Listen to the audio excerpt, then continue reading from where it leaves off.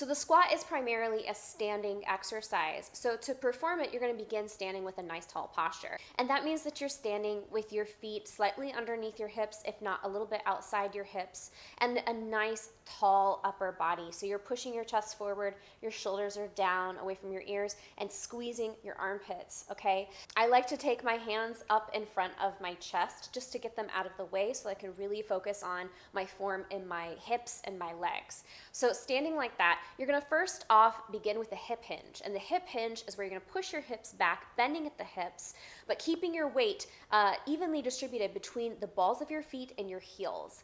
From here, you're going to bend your knees and lower your entire body down at the same time. Now, as you do this, it's really important. Keep squeezing your armpits to keep your spine neutral or straight. Go down as far as your flexibility allows while you can keep your posture upright. And then to come back up, you're going to drive the balls of your feet and your heels down into the ground and squeeze the front of your thighs or your quadriceps to come back up to standing. Bring your hips right underneath your shoulders at the top, and you're back to the starting position.